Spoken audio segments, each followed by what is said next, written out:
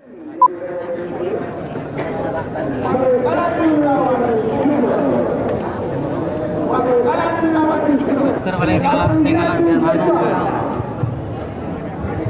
segala rokok bola gurunya persentapnya. Dari bangun Kalaku ada di sebelah barat.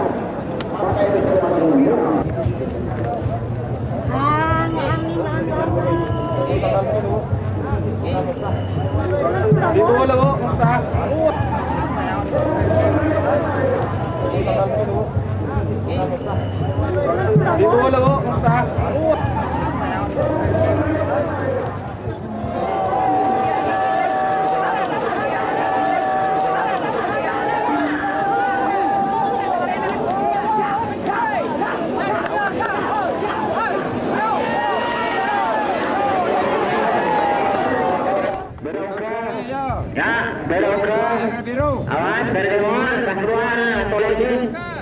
Ya, biru. Ya, sama-sama nih.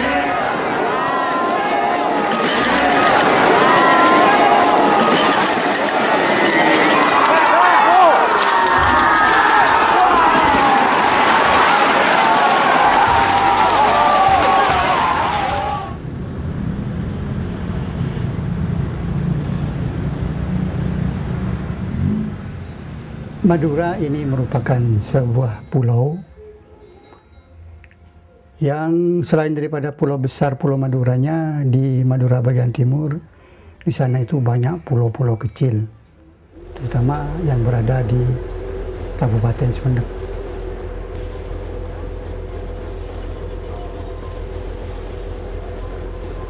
Ada 4 kabupaten di Pulau Madura ini. Ujung paling barat ini Kabupaten Bangkalan, Kabupaten Sampang, Kabupaten Pamekasan, dan yang paling timur itu adalah Kabupaten Sumeneb.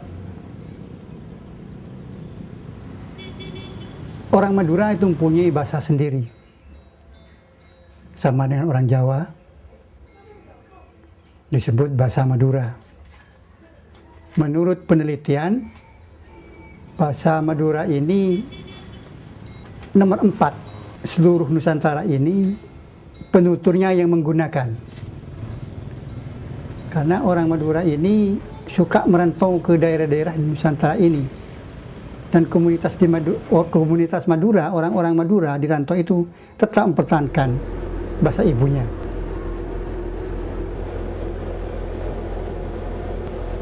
Karena mereka itu punya semboyan juga, tanding bi pote mata angoan potiah tolang. Daripada saya malu hidup sengsara di tanah kelahiran, ya, lebih baik saya pergi merantau.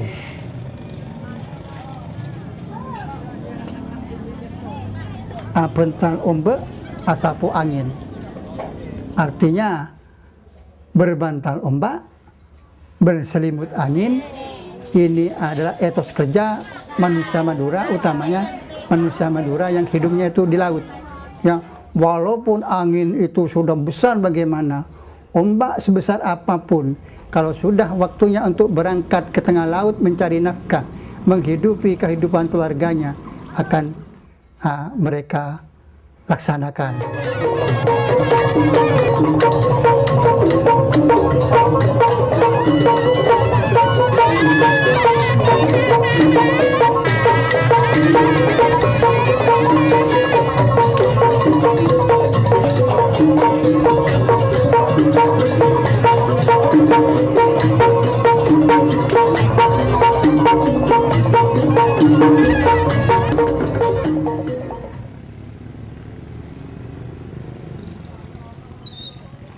Arti penting budaya Madura bagi orang Madura yang untuk menunjukkan identitas orang Madura, pernyataan pakar.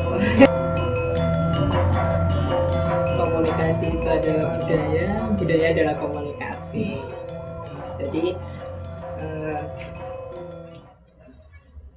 sekali lagi saya menggarisbawahi ya, arti penting budaya itu ya untuk kita bisa menunjukkan identitas dan berinteraksi serta mengkomunikasikan kepada dunia luar, terutama orang Madura, kepada orang lain gitu, atau bahwa kita punya budaya.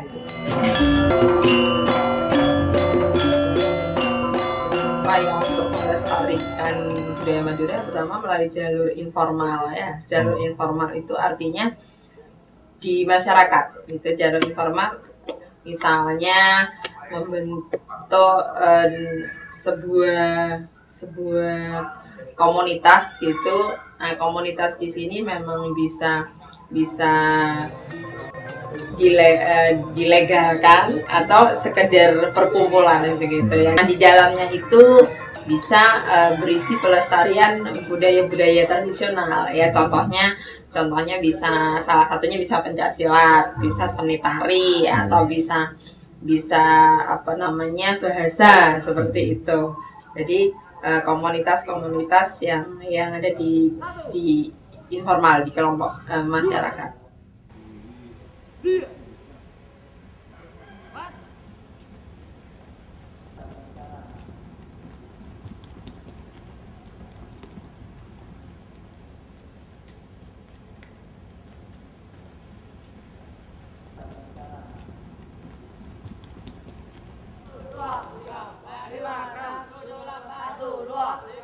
Dari tahun 62 saya mulai belajar kampung. Saya namanya Muhammad Fadil. Sekarang sudah almarhum. Yang awal dari 7 orang, tinggal 1 orang, tinggal saya aja. Selama 2 tahun 1 kuni, akhirnya saya sedikit bisa mencak untuk penyajian-penyajian di perpisahan sekolah. Berangkat dari itu, tokoh-tokoh kampung ingin sekali membentuk organisasi mengadakan kegiatan pencaksilat itu. Waktu itu dinamakan Sumber Gaya. Orangnya Persatuan Seni Silat Sumber Gaya. Tidak sampai berapa lama, antara setahun lebih, tidak sampai 2 tahun. Berantakan murid-murid semua. Tapi saya terus baru saya dalami 68 sambil berguru saya ke lain daerah, ke Surabaya, ke Socah. Dari beberapa guru yang sudah tertera di sejarah Jokowi.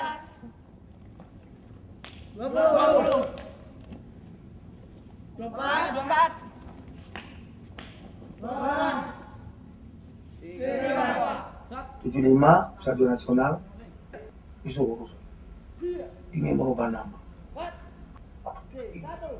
Datang, itu ini namanya pahlawan Madura yang berbahasa Jawa. Kata saya, siapa saja? Cakraningrat, Mojoyo, Joko Tuli, Adi Roso, Adi Bodan, bahasa Jawa.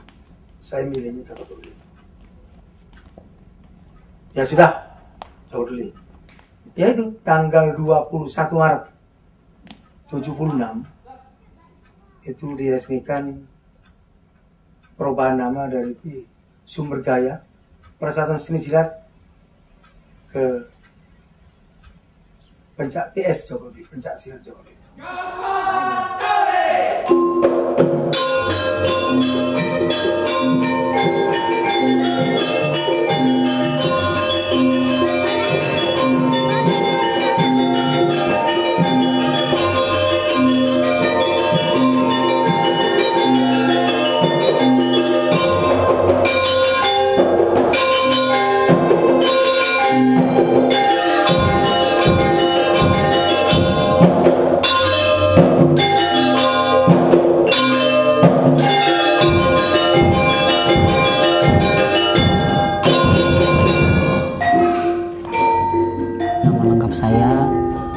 Agus Bindara Suhaimi, cuman saya dipanggil Dimas. Umur saya 25 tahun. Saya Saya ikut Joko Tole mulai dari kecil. Saya di sini membantu di dalam hal kepelatihan, lebih tepatnya fokus kepada kepelatihan seni bela diri pencaksilat. Yang itu saya lebih banyak mendalami ke pencaksilat tradisional. Kalau mengacu kepada berapa lama kita latihan dan sampai kapan kita bisa melatih, kan begitu ya.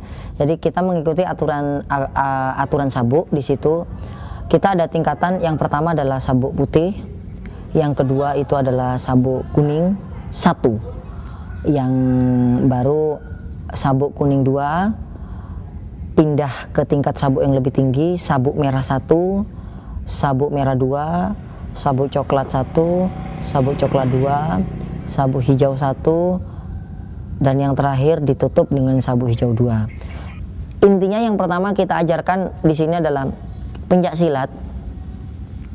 Pencak itu adalah gerak, silat itu adalah silaturahmi. Jadi kita datang bergerak untuk bersilaturahmi, mencari saudara. Intinya begitu. Joko Tole mengajarkan juga di situ ada 4 aspek. Jadi yang pertama adalah materi olahraga, materi seni, materi bela diri, materi kerohanian. Yang terakhir ada tambahan lagi yang terbaru, itu adalah materi pendidikan. Pencaksilat secara teknik itu adalah kita bisa membela diri dari serangan orang lain secara fisik. Tapi kita di sini mengajarkan secara umum.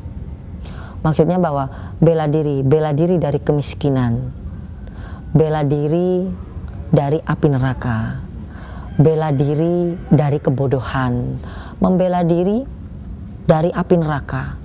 Paling tidak yang kita ajarkan adalah kita harus menguatkan, utamanya hal-hal iman di dalam praktek ibadah.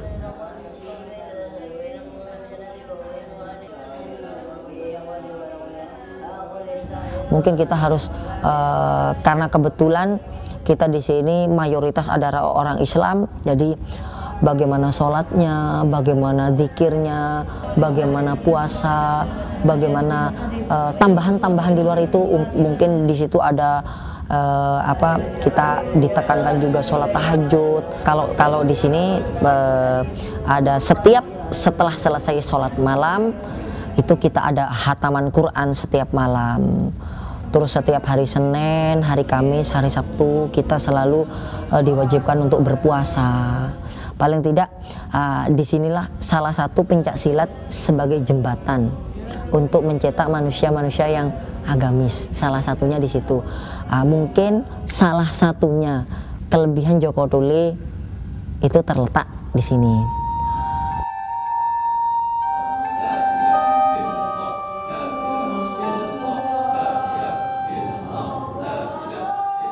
Sekarang mencetak kader itu beratnya setengah mati. Tidak lepas dari bibit bebek bokor.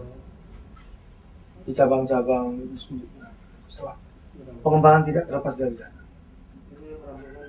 Kalau saya bisa membiayai, panggil dari diri orang tua, dicetak, dadakan penataran, pelatih, 100 orang. Dibiayai, tidak ada orang yang tidak mau. Kalau sudah digaji, tidak ada orang yang tidak mau. Untuk membawa sekarang itu namanya mental. Jadi orang jangan didoakan seperti saya semua. Kalau saya memang ingin dari hati, mencari, tidak diundang mencari. Sekarang sulit, orang sudah tidak dibayar, tidak mau cari ilmu.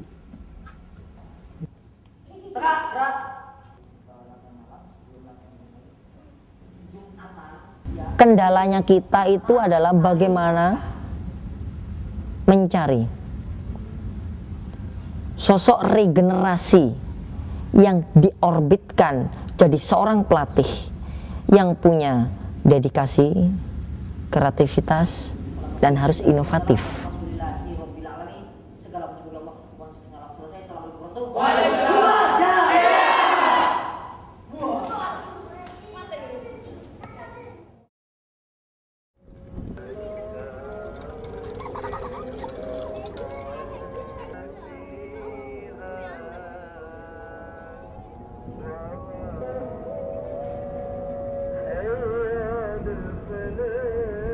Dengan adanya Suramadu yang sekarang juga menjadi ikon Madura, juga tidak cuma Madura ya, Jawa Timur dan Indonesia, tidak bisa dipungkiri memang akan semakin memudahkan aksesibilitas gitu, perhubungan, mobilisasi orang untuk masuk ke Madura. Nah, kalau sudah seperti itu pasti ada pengaruh ya, pengaruh baik positif ataupun negatif terhadap orang Madura. Nah, seperti itu. Jadi ya karena sudah pengaruh arus manusia dan arus informasi itu kan tidak dapat dihentikan ya, tidak dapat dicegah, tapi kita bagaimana upayakan meminimalisir supaya tidak ada pengaruh negatif di situ. Memang pengaruh dari luar itu berangsur-angsur ya, walaupun sedikit demi sedikit akan mempengaruhi. Tapi itu bisa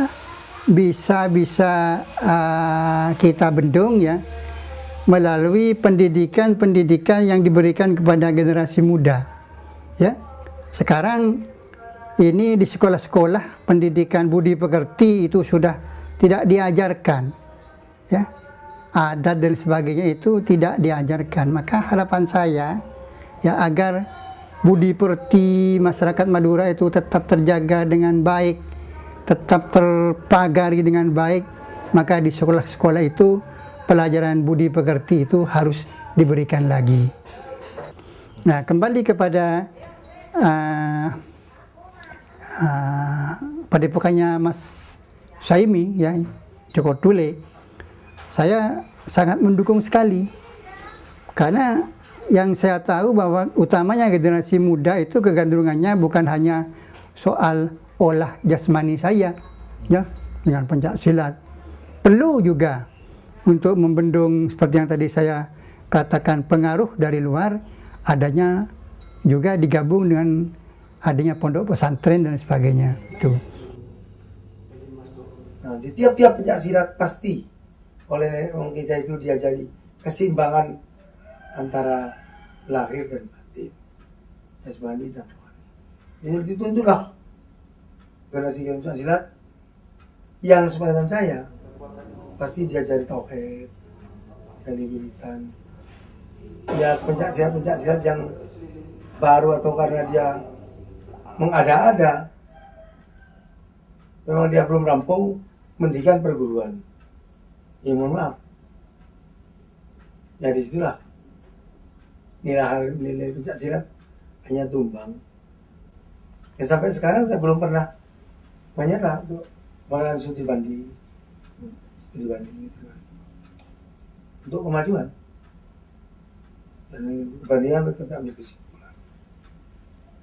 Jadi termasuk juga metode kebatinan, baik menurut ini. Kesimpulan saya ini yang benar menurut saya, tapi orang terserah untuk sendiri-sendiri kan ya.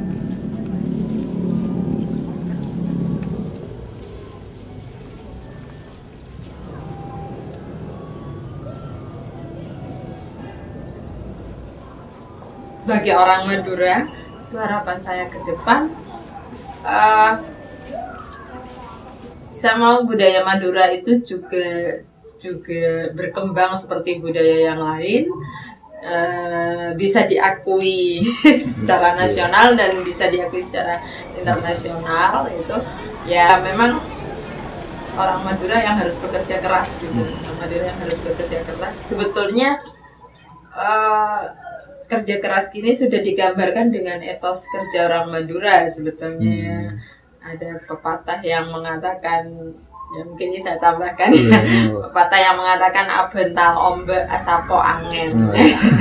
Ya, pepatah ini menggambarkan secara gramatikal artinya berbantal ombak berselimut angin, tapi yang dimaksud di sini orang Madura itu pekerja keras, ulet, pantang menyerah, dan berani menghadapi tantangan. Jadi sekali lagi harapan saya memang orang Madura yang harus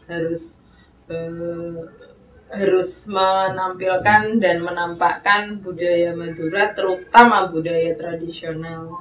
Sejelek-jeleknya budaya Indonesia, orang luar negeri, utamanya di mata dunia, mereka akan lebih menghargai budaya Indonesia.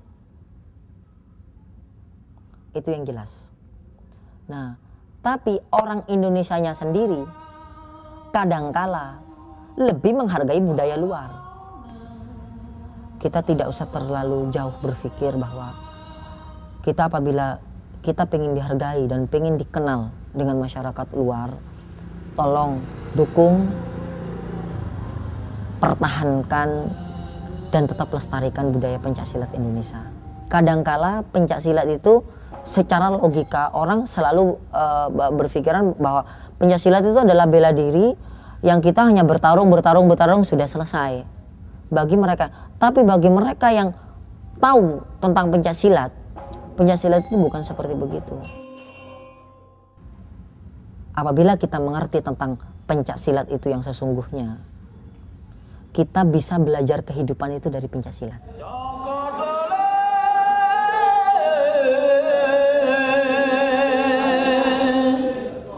Allah